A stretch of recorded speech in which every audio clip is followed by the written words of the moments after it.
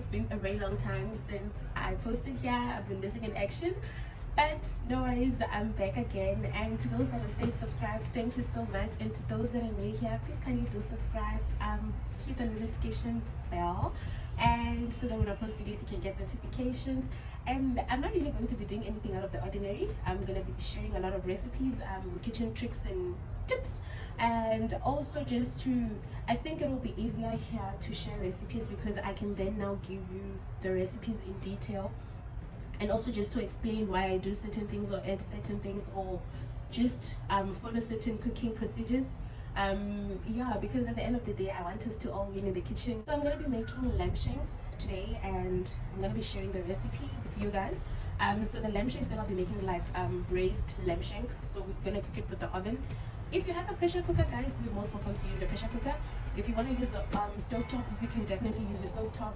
I'll just tell you how to cook using the different methods. So guys, when it comes to following a recipe, I think the most important thing is to follow the accurate methods. And then when it comes to ingredients, it's so simple. If you're not too sure about the ingredients, especially the quantities or the measurements, let's say that I'm making one shank, right, and you perhaps decide to make 4. If I used half an onion and you want the accurate quantity of onion for 4 shanks, then you will just multiply the half by 4, meaning that you need 2 onions for your quantity or for your portion, right? If I'm making 4 and you decide to make 2, then you simply just divide my ingredients, the quantity of my ingredients, by the number of portions that you're using. It's a bit mathematical, but I hope it makes sense. So these are all the ingredients I'll be using, and I'm gonna list them on the description box for you guys together with the measurement. So now that I've taken you through my ingredients, I'm gonna get started. First and foremost, I am gonna preheat my oven to 220 degrees. And the reason why I'm preheating to 220 degrees, when I cook the meat, when I braise my shanks, I'm gonna be cooking at 200 degrees. But because I want my oven to be very hot, I'm gonna preheat it to 220 degrees. And then once I open it and put the meat in the oven, then I'm gonna reduce it to 200 degrees. The reason why I do that, guys, is because when you open your oven after you've preheated it, it releases a bit of heat. So when you close it, it's not as hot as it was before you opened the oven. So because I want my cooking process to start immediately at the right temperature, I will preheat it at a very high temperature, and then as soon as I start cooking, I reduce. I hope that makes sense. So I'm gonna preheat my oven now. So guys, the first thing that I'm gonna do is to brown my shanks. So I'm gonna brown them in this pot that I'll be using to cook them in the oven. And the reason why we brown our meat is basically just to lock in all the juices that are in the meat, and also just to create a flavor component from the crust that you create on the meat on the outside. You'll see what I'm talking about as we go. So I'm gonna heat my oil, and then as soon as my oil is hot enough, I'm gonna add in the shanks and brown them.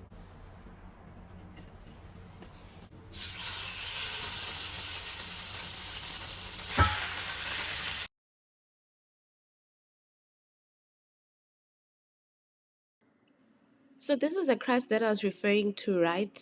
You can only get this crust from browning your meat, and that is where the flavor components are. So now that my meat is well browned, I'm just gonna set it aside and then move on to sauteing my vegetables in the same pan. I'm gonna pour in the onion and then just saute until almost soft. If you don't have any excess oil left, you can just drizzle a bit of oil, just so that you're ready for it. Then now I'm gonna add in a teaspoon of garlic,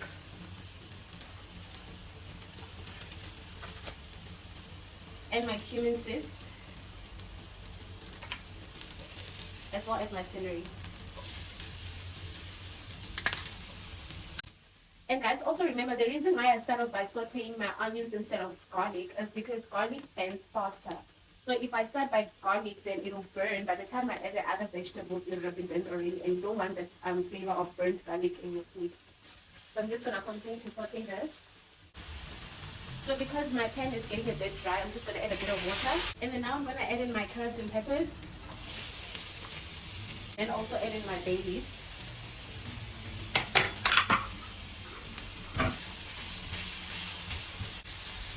And then next will be my pepper.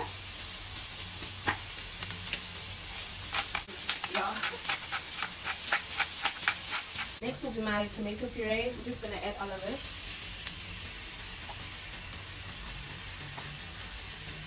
Don't have tomato puree, you can use tomato paste. You can also use tomatoes, grated tomatoes, or canned tomatoes, whatever tomatoes you have. And then gonna add your 2 stock cubes.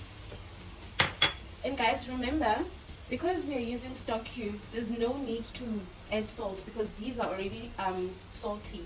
And also, the more the stock reduces, the more salt it creates, like salty flavor it creates. So if you use the cubes, then you don't really have to add salt, unless if you feel that the salt is not enough. Then you can just adjust the seasoning or the taste by adding a bit of salt at the end, not while you're still cooking.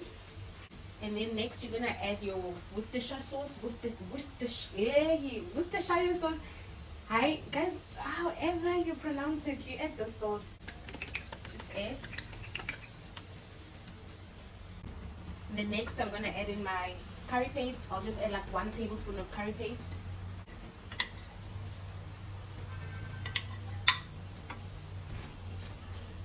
Then I'm gonna add in my 2 tablespoons of steakhouse sauce, 1 cup of red wine. You can use any wine, guys. You don't really have to use the one that I'm using. Any dry red wine would be fine for this. And also another question that I always get quite a lot whenever I cook with alcohol is whether you don't taste the alcohol or you don't get drunk, or what if I don't drink alcohol, can I cook with alcohol?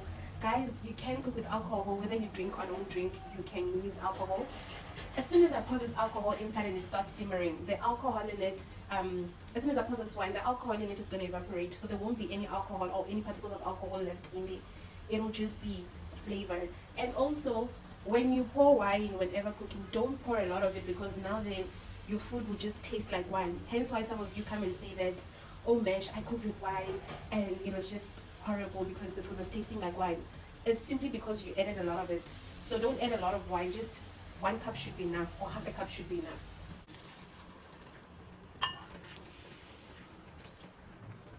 So after adding your wine, you're just going to allow it to simmer a bit, and then we're going to add in our shanks.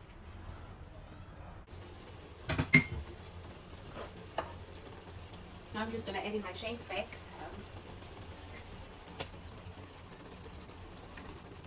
Make sure that your shanks are covered with the sauce. By just looking at this, you can already see that our color is rich, our flavors are very rich, and it's going to be like a very rich dish. Like, it's looking beautiful already. So now I'm just going to add in hot water, 250 ml of hot water, and then we're going to mix it and then put it in the oven.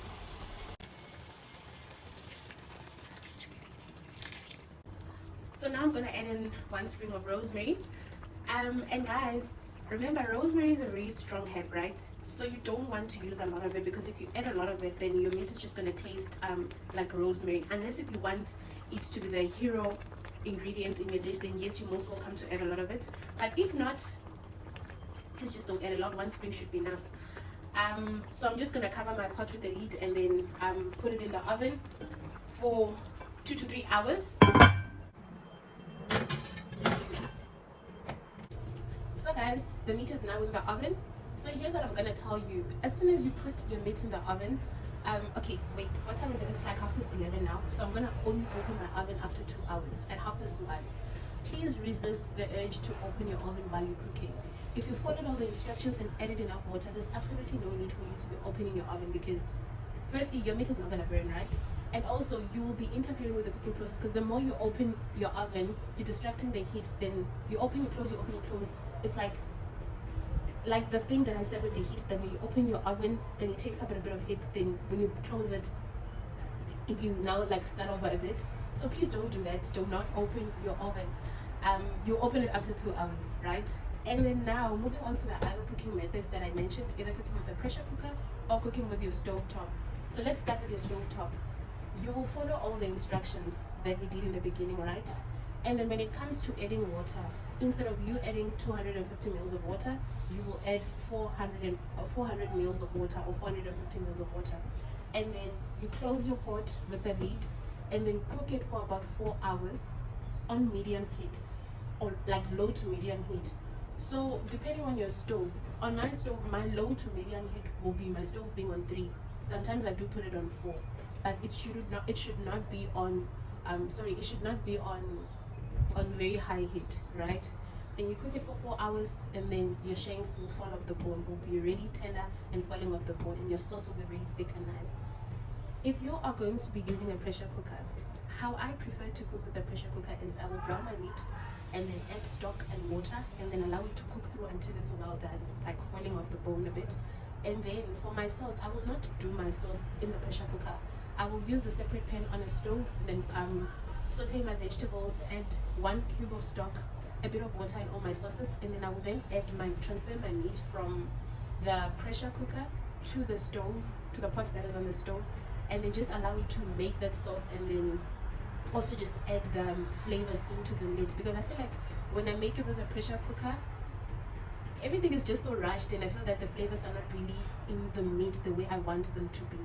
So you can just do that, and then if you prefer that way. But if you want to just cook everything in the pressure cooker, then you just pour everything in there, allow it to do its thing, and then when you're done with it, that is it. So what I'm gonna do now, it's exactly 1:30, so I'm gonna take out my meat from the oven and then just see if it's falling off the bone or not. If it's not falling off the bone, I'm gonna put it back, but if it is, then we're done. I'm just gonna sprinkle a bit of parsley and then close the pot and then eat when I'm ready.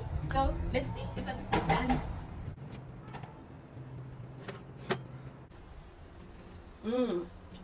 It's looking so good.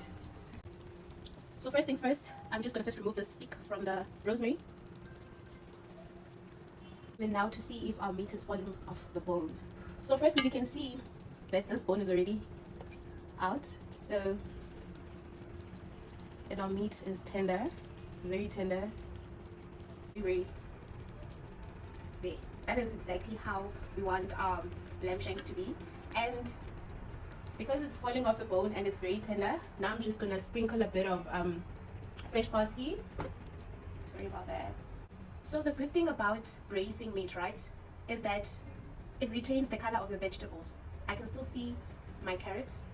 It's not mushy. It's well cooked, but I can still see the orange. I can still see my red pepper. Yeah, I can still see my red pepper. It's not mushy, it's still there. So that is the advantage of like braising your food. It retains the color, and it also keeps the vegetables intact or in the same shape that you put them in. I hope that makes sense. So here's our lamb shank with the creamy sam. I'm just gonna serve the salads as soon as I start eating, and then yeah, I'm gonna enjoy myself. So guys, we've reached the end of our video, and I hope you guys enjoyed this video. You've learned a thing or two, and also please just leave your suggestions below, leave your comments below, like this video, and also if you've not subscribed, please kindly do subscribe, and then I will see you guys next time. Also do me a favor, please also suggest other recipes that you'd want me to make for you guys, or create for you guys and share with you guys. You can either do that here in the comment sections or send me DMs on my social media accounts. It's Mesh on TikTok, Instagram, as well as Twitter, and then I'll be sure to share with you guys. Bye, I'll see you guys next time.